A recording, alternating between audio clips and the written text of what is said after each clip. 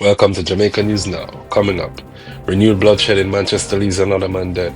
INDECOM investigates a fatal police shooting in St. Catherine. Heightened inspections begin amid a parasite outbreak linked to produce from the United States. Transport operators push back against proposed toll increases. And a graduation dispute in Trelawny sparks fresh calls for clearer rules governing school ceremonies. Here are the stories making headlines.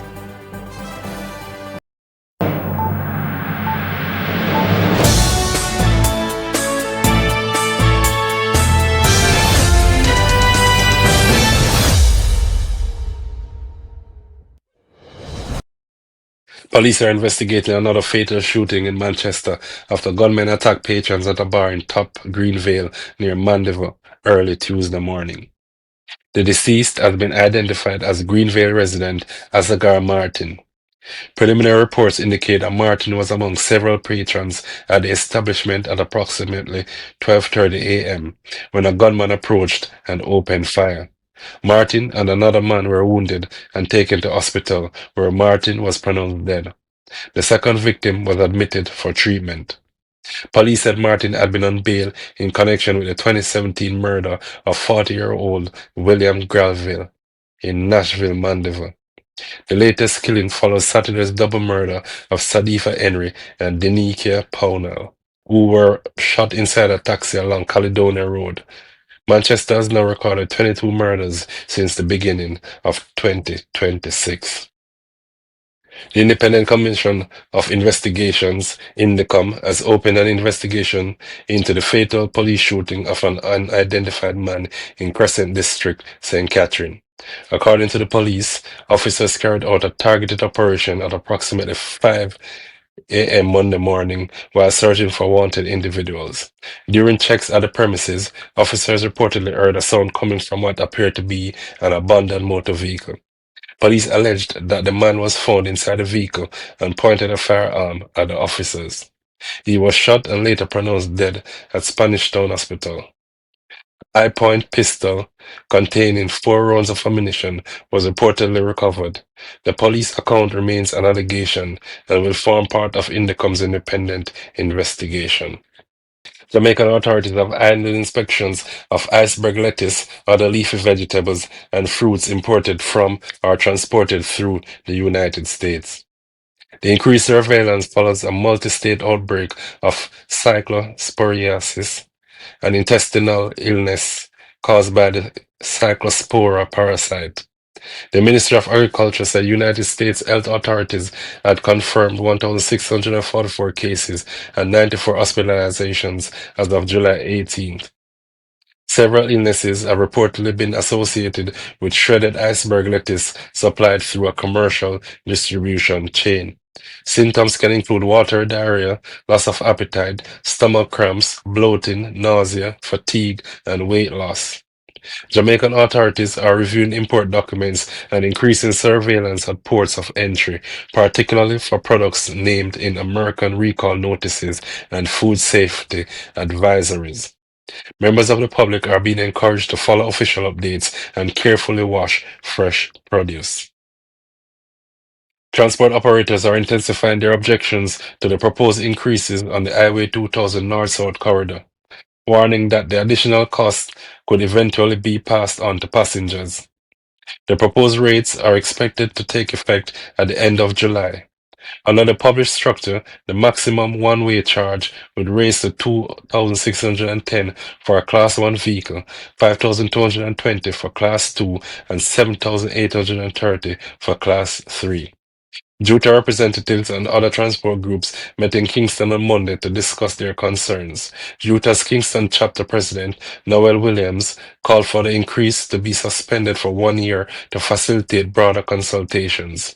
He said a Kingston descent and round trip for some buses could raise to approximately $15,680.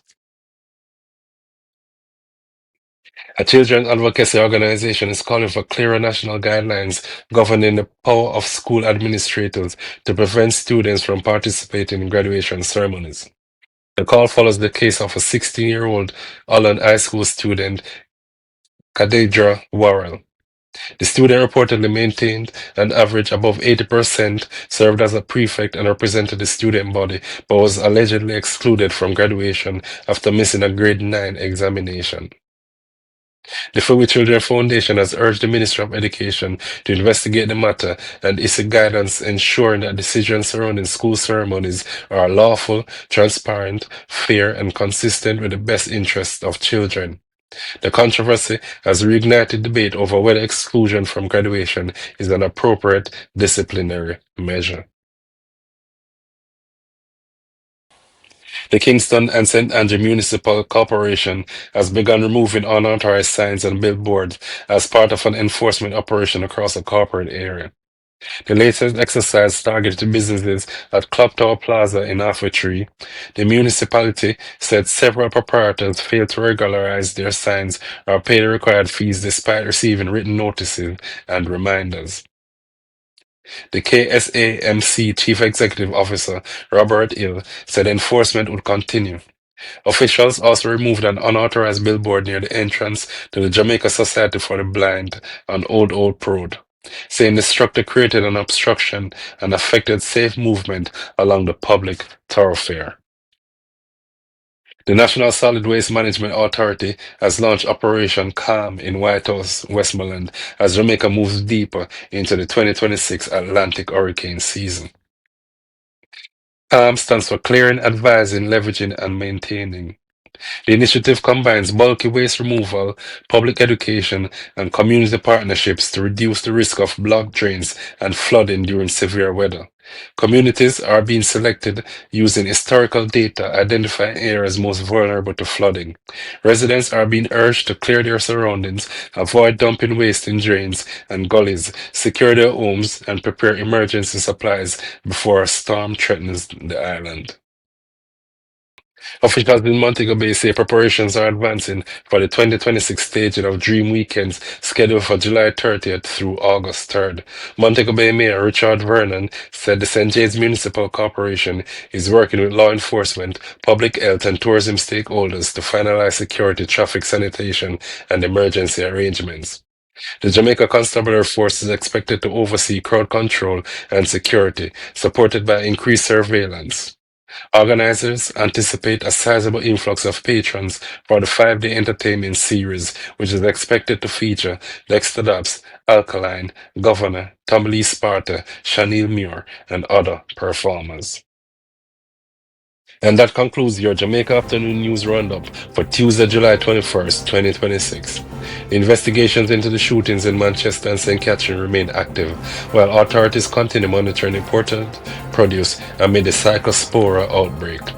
We will bring you further updates as confirmed information becomes available. Subscribe to Jamaica News Now, turn on notifications, and share the support so others can stay informed. I'm your host. Thank you for watching, and have a safe afternoon.